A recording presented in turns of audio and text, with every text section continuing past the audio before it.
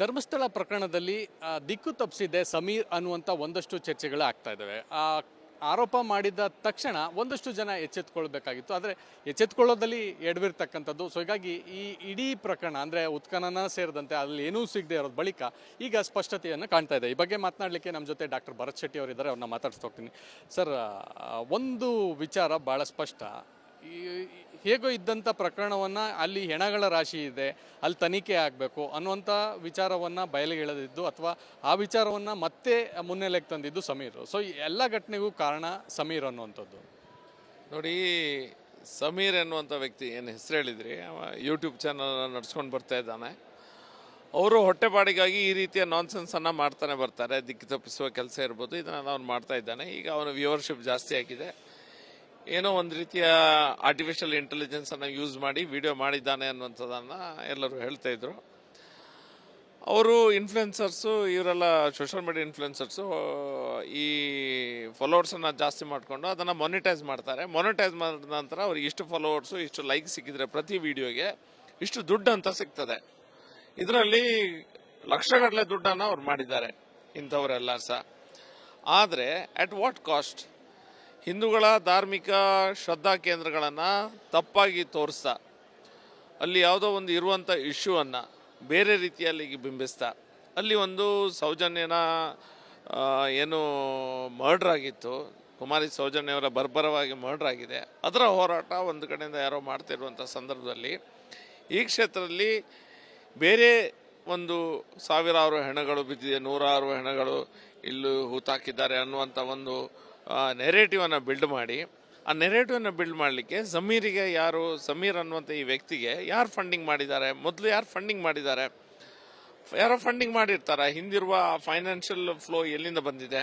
ಬಹುಶಃ ನಮ್ಮ ಕೋಟಾ ಶ್ರೀನಿವಾಸ ಪೂಜಾರಿ ಅವರು ಅಮಿತ್ ಶಾ ಅವರಿಗೆ, ಮಾನ್ಯ ಗೃಹ ಮಂತ್ರಿಯಾದ ಅಮಿತ್ ಶಾ ಅವರಿಗೆ ಪತ್ರವನ್ನು ಸಹ ಬರೆದಿದ್ದಾರೆ. ಇದರಲ್ಲಿ ಮನಿ ಫ್ಲೋ ಬಗ್ಗೆ ಇಡಿಯಿಂದ ಎನ್ಕ್ವೈರಿ ಆಗಬೇಕನ್ನುವಂಥ ಪತ್ರವನ್ನು ಸಹ ಬರೆದಿರ್ತಾರೆ. ಬಹುಶಃ ಈ ರೀತಿಯ ಎನ್ಕ್ವೈರಿ ಆದರೆ ಸತ್ಯಾಸತ್ಯತೆ ಹೊರಗೆ ಬರಲಿಕ್ಕೆ ಸಾಧ್ಯ. ಇದರ ಸತ್ಯಾಸತ್ಯತೆ ಏನಂತ ಹೇಳಿದ್ರೆ, ಇವರಿರುವ ಫಂಡಿಂಗ್ ಯಾರು, ದುಡ್ಡೆಲ್ಲಿಂದ ಬಂತು, ಇಷ್ಟು ದೊಡ್ಡ ರೀತಿಯಲ್ಲಿ ಸೋಷಿಯಲ್ ಮೀಡಿಯಾದಲ್ಲಿ ಬೇರೆ ಬೇರೆ ಇನ್ಫ್ಲುಯೆನ್ಸರ್ಸು ಹಾಕಲಿಕ್ಕೆ ಎಷ್ಟು ಹಣವನ್ನು ಖರ್ಚು ಮಾಡ್ತಾ ಇದ್ದಾರೆ, ಯಾರು ಖರ್ಚು ಮಾಡ್ತಾ ಇದ್ದಾರೆ, ಇದರ ಬಗ್ಗೆ ಚರ್ಚೆಗಳೊಂದಿಗೆ ಇನ್ವೆಸ್ಟಿಗೇಷನ್ ಆಗಬೇಕಾಗಿದೆ. ನೋಡಿ, KJL DJL ಅನ್ನುವಂಥ ಒಂದು ವಿಷಯದಲ್ಲಿ ಯಾರೋ ಒಬ್ಬ ಹುಡುಗ ಏನೋ ಪೋಸ್ಟ್ ಹಾಕಿದ್ದಾನಂತ ಪೊಲೀಸ್ ಸ್ಟೇಷನನ್ನೇ ಸುಟ್ಟಾಕಿಬಿಟ್ರು. ಅಲ್ಲಿ ಅಖಂಡ ಶ್ರೀನಿವಾಸ್ ಅಂತ ಶಾಸಕರು ಯಾರೋ ಅತಿ ದೊಡ್ಡ ಒಂದು ಮತಗಳಿಂದ ಅಂತರದಿಂದ ಗೆದ್ದಿದ್ದಾರೆ, ಅವರಿಗೆ ಸೀಟೇ ಕೊಡಲಿಲ್ಲ ಕಾಂಗ್ರೆಸ್ಸು. ಇದೆಲ್ಲ ಆಗಿದೆ ಯಾಕಂತ ಹೇಳಿದ್ರೆ ಒಬ್ಬ ಪೋಸ್ಟ್ ಹಾಕಿದ್ದ, ಬೆಂಕಿ ಹಚ್ಚಿಬಿಟ್ರು. ನಮ್ಮಲ್ಲಿ ಅತ್ಯಂತ ಶಾಂತಿಯುತವಾಗಿ ಅದಕ್ಕೆ ತನಿಖೆಗೆ ಎಲ್ಲದಕ್ಕೂ ಹಿಂದೂ ಸಮಾಜ ಆಸ್ಪದವನ್ನು ಕೊಟ್ಟಿದೆ. ಆದರೆ ಇಡೀ ಸಮಾಜದ ದಾರಿ ತಪ್ಪಿಸುವಂಥ ಕೆಲಸ ಅಂದರೆ, ಒಂದು ಧಾರ್ಮಿಕ ಶ್ರದ್ಧಾ ಕೇಂದ್ರವನ್ನೇ ಒಂದು ಕೆಟ್ಟ ರೀತಿಯಲ್ಲಿ ಬಿಂಬಿಸುವಂಥ ಪ್ರಯತ್ನ ಮಾಡುವಂಥ ಷಡ್ಯಂತ್ರ ಅಂತ ಯಾರು ಡೆಪ್ಯೂಟಿ ಚೀಫ್ ಮಿನಿಸ್ಟರ್ ಹೇಳಿದ್ದಾರೆ, ನಾವು ಸಹ ಒಪ್ತಾ ಇದ್ದೇವೆ. ಆ ಷಡ್ಯಂತ್ರದ ಹಿಂದಿರುವಂಥ ಕೈವಾಡುಗಳು ಯಾರು? ಈ ಮಾನಿಟೈಸೇಷನ್ ಮಾಡಿ ಇವರಿಗೆ ಎಷ್ಟು ಹಣ ಆಗಿದೆ? ಇದರಿಂದ ಧಾರ್ಮಿಕ ಮನೋಭಾವನೆಗಳನ್ನ ಘಾಸಿಗೊಳಿಸಿದ ಇವ್ರ ಮೇಲೆ ಯಾಕೆ ಸುಮೋಟೋ ಕೇಸ್ಗಳು ಆಗ್ತಾ ಇಲ್ಲ? ವಿದೌಟ್ ಪ್ರೂಫ್ ಮಾಡ್ತಾ ಇದ್ದಾರೆ. ನೀನು ವಿತ್ ಪ್ರೂಫ್ ಮಾತಾಡೋದು ಮೀಡಿಯಾದವ್ರು ನೀವು ಮಾಡುವಂತ ಕೆಲಸ. ವಿದೌಟ್ ಪ್ರೂಫ್ ಬೇಕಾಬಿಟ್ಟಿ ಮಾತಾಡಿ ಅದರಿಂದ ಮಾನಿಟೈಸೇಷನ್ ಆಗಿದೆ, ದುಡ್ಡು ಬಂದಿದೆ ಅವರಿಗೆ. ದುಡ್ಡು ಬಂದೇ ಬರ್ತದೆ. ಯೂಟ್ಯೂಬ್ ಅಲ್ಲಿ ಇಷ್ಟು ಲೈಕ್ಸ್ ಆದ್ರೆ ದುಡ್ಡು ಬರ್ತದೆ. ದುಡ್ಡು ಮಾಡ್ತಾ ಇದ್ದಾರೆ ಅಂದ್ರೆ ನಮ್ಮ ಮನಸ್ಸನ್ನ ಘಾಸಿಗೊಳಿಸುದು, ನಮ್ಮ ಧಾರ್ಮಿಕ ಕ್ಷೇತ್ರಗಳಿಗೆ ಕೆಟ್ಟ ರೀತಿಯಲ್ಲಿ ಬಿಂಬಿಸುವುದು, ನೀವು ಅದರಿಂದ ದುಡ್ಡು ಮಾಡೋದು, ಪುನಃ ನಿಮ್ಗೆ ಅದರ ಹಿಂದೆ ಪುನಃ ಬ್ಯಾಕಿಂಗ್, ಇದನ್ನೆಲ್ಲ ತನಿಖೆ ಆಗಬೇಕಾಗಿದೆ. ಕೋಟಾ ಶ್ರೀನಿವಾಸ ಪೂಜಾರಿ ಏನು ಪತ್ರ ಬರೆದಿದ್ದಾರೆ ಅದು ಸರಿ ಇದೆ. ಇಷ್ಟು ದಿನ ಬಿಜೆಪಿ ಯಾಕೆ ಸುಮ್ಮನೆ ಇತ್ತು ಅನ್ನೋಂಥ ಪ್ರಶ್ನೆ ಕೂಡ ಉದ್ಭವ ಆಗ್ತದೆ. ಯಾಕಂದ್ರೆ ಆರೋಪ ಬಂದಂತ ಸಂದರ್ಭದಲ್ಲಿ ಹಿಂದುತ್ವ ಅನ್ನುವಂಥದ್ದು ಬಿಜೆಪಿ ಅಜೆಂಡಾ, ಯಾಕೆ ಶಾಂತವಾಗಿತ್ತು, ಯಾವ ರೀತಿ ಪ್ರಶ್ನೆ ಕೂಡ ಮಾಡಲಿಲ್ಲ ಅನ್ನೋಂಥದ್ದು ಕೂಡ ಈಗ ಪ್ರಶ್ನೆ ಉದ್ಭವ ಆಗ್ತಾ ಇದೆ. ಪ್ರಶ್ನೆಯನ್ನ ಎಲ್ಲರೂ ಮಾಡಿದ್ರು. ಮೊದ್ಲು ಏನಾಗ್ತದೆ ಅಂತ ನಮ್ಮಲ್ಲಿ ಫಸ್ಟ್ ರಿಯಾಕ್ಷನ್ ಏನಿರ್ತದೆ ಅಂತ ಹೇಳಿದ್ರೆ, ಏನ್ ಮಾತಾಡ್ತಾ ಇದ್ದಾನೆ ಅನ್ನುವಂಥದ್ದು ಬರ್ತದೆ. ನಂತರ ಇದರಲ್ಲಿ ಸತ್ಯ ಇದೆಯಾ ಇಲ್ವೋ ಅನ್ನೋದು ಹಿಂದೂ ಸಮಾಜ, ಯಾವಾಗಲೂ ಹಿಂದೂ ಸಮಾಜ ಯೋಚನೆ ಮಾಡೋದು ಹಾಗೆ, ಸತ್ಯ ಅಸತ್ಯ, ಧರ್ಮ ಅಧರ್ಮಕ್ಕೆ ಆದ್ಯತೆಯನ್ನು ಕೊಡ್ತದೆ. ನಾವು ಯಾವ ಜಾತಿಯವರಾಗ್ಲಿ ಯಾವ ಧರ್ಮದವರಾಗ್ಲಿ ಇದೇನದು ಸತ್ಯ ಇದೆಯಾ ಅನ್ನುವಂಥ ಪ್ರಶ್ನೆ ಬರ್ತದೆ. ಹಾಗಾಗಿ ಎಲ್ಲರೂ ಕಾದು ನೋಡಿದ್ರು. ಆಮೇಲೆ ಗೊತ್ತಾಯ್ತು ಇದು ಆರ್ಟಿಫಿಷಿಯಲ್ ಇಂಟೆಲಿಜೆನ್ಸ್ ವಿಡಿಯೋವನ್ನ ಮಾಡಿ ಅದು ಸ್ವಲ್ಪ ದಿನದಲ್ಲೇ ಗೊತ್ತಾಯ್ತು. ಎಲ್ಲರೂ ಶಾಂತಿಯನ್ನ ಕಾಪಾಡ್ಕೊಂಡು ಬಂದ್ರು, ಯಾರು ಸಹ ಎಲ್ಲಿ ಸಹ ಬೆಂಕಿ ಹಚ್ಚಿಗೆ ಹೋಗ್ಲಿಲ್ಲ. ಆದರೆ ಆ SIT ತನಿಖೆ ಆಗ್ತಾ ಅದು ಬೇರೆ ರೀತಿಯ ಒಂದು ತಿರುವು ತಗೊಳ್ಳುವಂಥ ಸಂದರ್ಭದಲ್ಲಿ ನಮಗೆ ಗೊತ್ತಾಯಿತು ಇದು ದೊಡ್ಡ ಷಡ್ಯಂತ್ರನೇ ಇದೆ ಹಿಂದೆ ಅಂತ. ಇದು ಒಂದು ಈ ಲೋನ್ ಉಲ್ಫ್ ಅಂತ ಹೇಳ್ತೇವೆ ನೋಡಿ, ಒಬ್ಬ ವ್ಯಕ್ತಿ ಬಂದು ಮಾಡಿದ್ದಲ್ಲ, ಈ ಜಮೀರ್ ಅನ್ನುವಂಥ ವ್ಯಕ್ತಿ ಒಬ್ಬ ಬಂದು ಮಾಡಿದ್ದಲ್ಲ, ಅವನ ಹಿಂದೆ ಬೇರೆ ಶಕ್ತಿಗಳಿದೆ. ಅದ್ರ ಬಗ್ಗೆ ಈಗ ತನಿಖೆ ಆಗಬೇಕಾಗಿದೆ. ಹಾಗಾಗಿ SIT ತನಿಖೆ ಆಗುವಂತ ಸಂದರ್ಭದಲ್ಲಿ ಎಲ್ಲ ಮಾಹಿತಿ ಹೊರಗೆ ಬರ್ಲಿಕ್ಕೆ ಸ್ಟಾರ್ಟ್ ಆಯ್ತು. ಯಾವ ರೀತಿಯ ಪ್ರಹಸನವನ್ನ ಇವರು ಸ್ಕ್ರೀನ್ ಟೈಮ್ ಅನ್ನ ಏನಂತ ಹೇಳ್ತೇವೆ, ಸ್ಕ್ರೀನ್ ಟೈಮಿಗೋಸ್ಕರ ಇಡೀ ಮೀಡಿಯಾದವರು ಅಲ್ಲಿ ಫೋಕಸ್ ಮಾಡ್ತಾ ಇದ್ರು. ಇಡೀ ದೇಶದಲ್ಲಿ ಆ ವಿಷಯ ಮಾತಾಡ್ಲಿಕ್ಕೆ ಸ್ಟಾರ್ಟ್ ಆಯ್ತು. ನಂತರ ಅಲ್ ಜಜೀರಾ, ಯಾವುದು ಹಮಾಸ್, ಇಸ್ರೇಲ್, ಪ್ಯಾಲೆಸ್ಟೈನ್ ಅಂತ ಹಾಕ್ತಿರುವಂತ ಒಂದು ಚಾನೆಲ್ ಧರ್ಮಸ್ಥಳದ ವಿಷಯನ ಹಾಕ್ಲಿಕ್ಕೆ ಸ್ಟಾರ್ಟ್ ಆಯ್ತು. ಪಾಕಿಸ್ತಾನದಲ್ಲಿರುವಂತಹ ಕೆಲವು ಟಿವಿ ಚಾನೆಲ್ಗಳಲ್ಲಿ ಡಿಸ್ಕಷನ್ ಆಗ್ತಿದೆ ಅಂತೆ. ಜಪಾನ್ನಲ್ಲಿ ಸಹ 1-2 ಚಾನೆಲ್ ಅಲ್ಲಿ ಬಂದಿದೆ, BBC ಅಲ್ಲಿ ಬರ್ತಾ ಉಂಟು. ಹಾಗೆ ಗೊತ್ತಾಯ್ತು ಇದು ದೊಡ್ಡ ರೀತಿಯ ಒಂದು ಷಡ್ಯಂತ್ರ ಇದೆ ಅಂತ ಹೇಳಿದ್ರೆ, ಹಿಂದೂ ಧಾರ್ಮಿಕ ಕೇಂದ್ರಗಳು ಯಾವುದೆಲ್ಲ ಇದೆ, ಹಿಂದೆ ಶಬರಿಮಲೆಯಲ್ಲಿ ಮಾಡಿದ್ರು, ಇದೇ ನೆರೆಟಿವ್ ಅನ್ನ ಕ್ರಿಯೇಟ್ ಮಾಡುವಂತ ವ್ಯವಸ್ಥೆ ಮಾಡಿದ್ರು, ಅಲ್ಲಿ ಬೇರೆ ಟೈಪ್ ಅದು ಇದು ಅಂತ. ನಂತರ ಅನಂತ ಪದ್ಮನಾಭ ದೇವಸ್ಥಾನದಲ್ಲಿ ಮಾಡಿದ್ರು, ತಿರುಪತಿಯಲ್ಲಿ ಆಯಿತು, ಶನಿ ಶಿಗ್ನಾಪುರದಲ್ಲಿ ಆಗ್ತಾ ಇದೆ, ಈಶಾ ಆಶ್ರಮದಲ್ಲಿ ಆಯಿತು. ಈಗ ಧರ್ಮಸ್ಥಳದಲ್ಲಿ ಅದೇ ರೀತಿಯ ಒಂದು ತಂಡ ಕೆಲಸ ಮಾಡ್ತಾ ಇದೆ.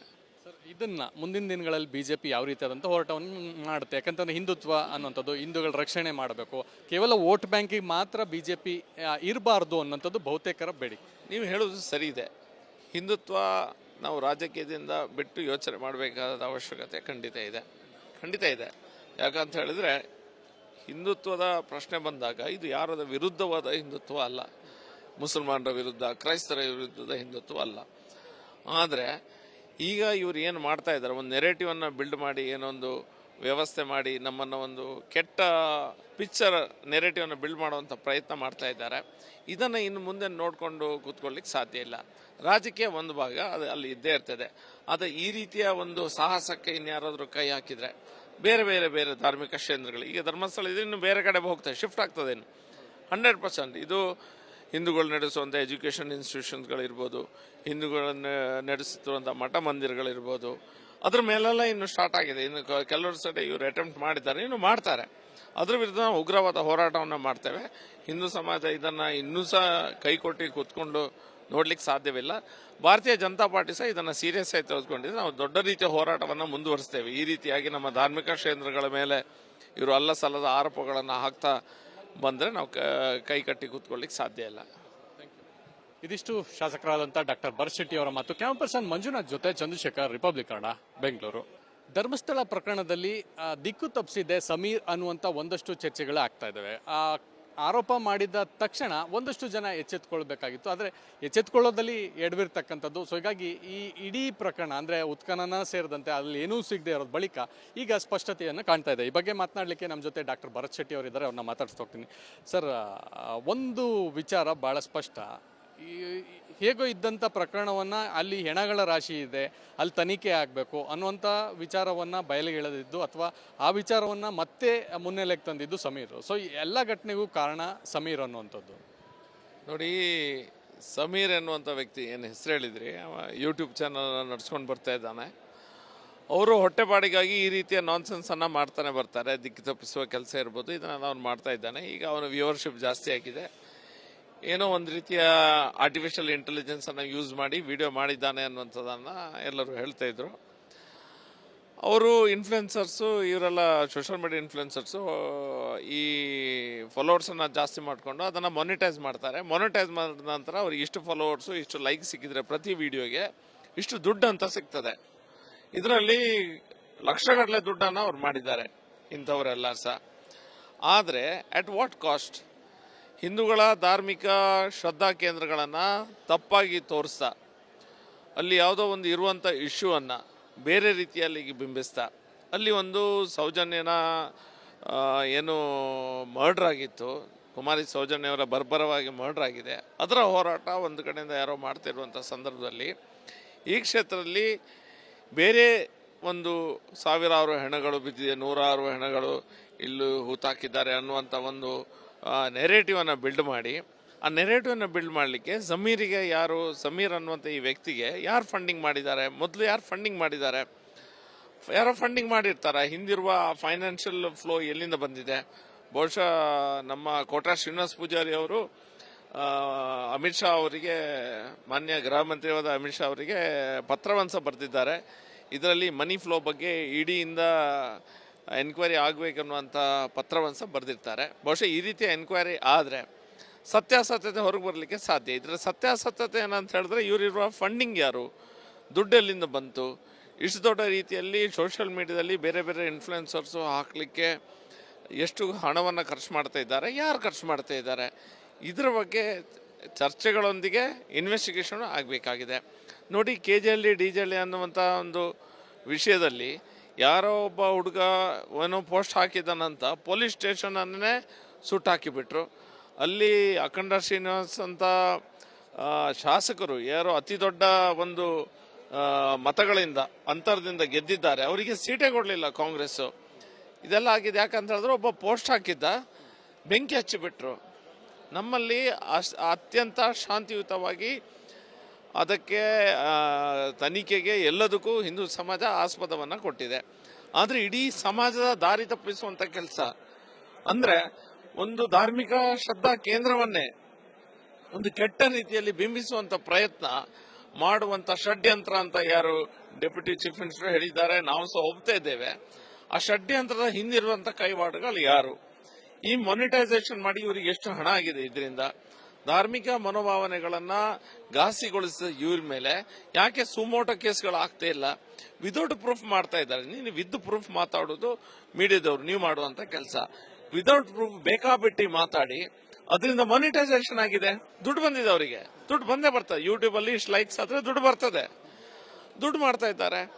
ಅಂದ್ರೆ ನಮ್ಮ ಮನಸ್ಸನ್ನ ಘಾಸಿಗೊಳಿಸುದು, ನಮ್ಮ ಧಾರ್ಮಿಕ ಕ್ಷೇತ್ರಗಳಿಗೆ ಕೆಟ್ಟ ರೀತಿಯಲ್ಲಿ ಬಿಂಬಿಸುವುದು, ನೀವು ಅದರಿಂದ ದುಡ್ಡು ಮಾಡೋದು, ಪುನಃ ನಿಮ್ಗೆ ಅದರ ಹಿಂದೆ ಪುನಃ ಬ್ಯಾಕಿಂಗ್, ಇದನ್ನೆಲ್ಲ ತನಿಖೆ ಆಗಬೇಕಾಗಿದೆ. ಕೋಟಾ ಶ್ರೀನಿವಾಸ ಪೂಜಾರಿ ಏನು ಪತ್ರ ಬರ್ತಿದ್ದಾರೆ ಅದು ಸರಿ ಇದೆ.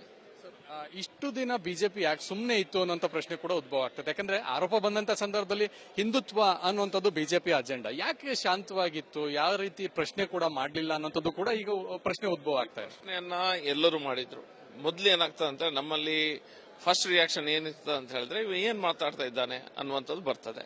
ನಂತರ ಇದರಲ್ಲಿ ಸತ್ಯ ಇದೆಯಾ ಇಲ್ವೋ ಅನ್ನೋದು ಹಿಂದೂ ಸಮಾಜ, ಯಾವಾಗಲೂ ಹಿಂದೂ ಸಮಾಜ ಯೋಚನೆ ಮಾಡೋದು ಹಾಗೆ, ಸತ್ಯ ಅಸತ್ಯ, ಧರ್ಮ ಅಧರ್ಮಕ್ಕೆ ಆದ್ಯತೆಯನ್ನು ಕೊಡ್ತದೆ. ಅವ ಯಾವ ಜಾತಿಯವರಾಗ್ಲಿ ಯಾವ ಧರ್ಮದವರಾಗ್ಲಿ ಇದೇನದು ಸತ್ಯ ಇದೆಯಾ ಅನ್ನುವಂತ ಪ್ರಶ್ನೆ ಬರ್ತದೆ. ಹಾಗಾಗಿ ಎಲ್ಲರೂ ಕಾದು ನೋಡಿದ್ರು. ಆಮೇಲೆ ಗೊತ್ತಾಯ್ತು ಇದು ಆರ್ಟಿಫಿಷಿಯಲ್ ಇಂಟೆಲಿಜೆನ್ಸ್ ವಿಡಿಯೋವನ್ನ ಮಾಡಿ ಅದು ಸ್ವಲ್ಪ ದಿನದಲ್ಲೇ ಗೊತ್ತಾಯ್ತು. ಎಲ್ಲರೂ ಶಾಂತಿಯನ್ನ ಕಾಪಾಡ್ಕೊಂಡು ಬಂದ್ರು, ಯಾರು ಸಹ ಎಲ್ಲಿ ಸಹ ಬೆಂಕಿ ಹಚ್ಚಿಗೆ ಹೋಗ್ಲಿಲ್ಲ. ಆದ್ರೆ ಆ SIT ತನಿಖೆ ಆಗ್ತಾ ಅದು ಬೇರೆ ರೀತಿಯ ಒಂದು ತಿರುವು ತಗೊಳ್ಳುವಂತ ಸಂದರ್ಭದಲ್ಲಿ ನಮ್ಗೆ ಗೊತ್ತಾಯ್ತು ಇದು ದೊಡ್ಡ ಷಡ್ಯಂತ್ರನೇ ಇದೆ ಹಿಂದೆ ಅಂತ. ಇದು ಒಂದು ಈ ಲೋನ್ ಉಲ್ಫ್ ಅಂತ ಹೇಳ್ತೇವೆ ನೋಡಿ, ಒಬ್ಬ ವ್ಯಕ್ತಿ ಬಂದು ಮಾಡಿದ್ದಲ್ಲ, ಈ ಜಮೀರ್ ಅನ್ನುವಂತ ವ್ಯಕ್ತಿ ಒಬ್ಬ ಬಂದು ಮಾಡಿದ್ದಲ್ಲ, ಅವನ ಹಿಂದೆ ಬೇರೆ ಶಕ್ತಿಗಳಿದೆ. ಅದ್ರ ಬಗ್ಗೆ ಈಗ ತನಿಖೆ ಆಗಬೇಕಾಗಿದೆ. ಹಾಗಾಗಿ SIT ತನಿಖೆ ಆಗುವಂತ ಸಂದರ್ಭದಲ್ಲಿ ಎಲ್ಲ ಮಾಹಿತಿ ಹೊರಗೆ ಬರ್ಲಿಕ್ಕೆ ಸ್ಟಾರ್ಟ್ ಆಯ್ತು. ಯಾವ ರೀತಿಯ ಪ್ರಹಸನವನ್ನ ಇವರು ಆ ಸ್ಕ್ರೀನ್ ಟೈಮ್ ಅನ್ನ ಏನಂತ ಹೇಳ್ತೇವೆ, ಸ್ಕ್ರೀನ್ ಟೈಮಿಗೋಸ್ಕರ ಇಡೀ ಮೀಡಿಯಾದವರು ಅಲ್ಲಿ ಫೋಕಸ್ ಮಾಡ್ತಾ ಇದ್ರು. ಇಡೀ ದೇಶದಲ್ಲಿ ಆ ವಿಷಯ ಮಾತಾಡ್ಲಿಕ್ಕೆ ಸ್ಟಾರ್ಟ್ ಆಯ್ತು.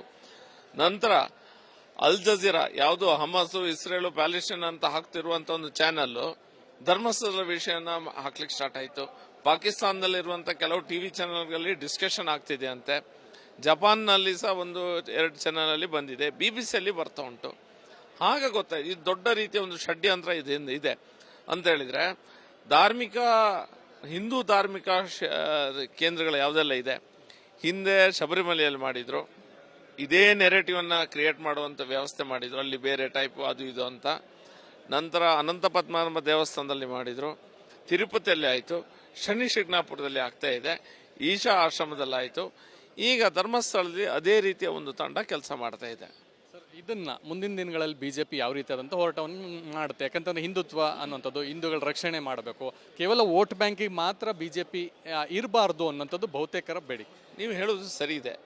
ಹಿಂದುತ್ವ ನಾವು ರಾಜಕೀಯದಿಂದ ಬಿಟ್ಟು ಯೋಚನೆ ಮಾಡಬೇಕಾದ ಅವಶ್ಯಕತೆ ಖಂಡಿತ ಇದೆ.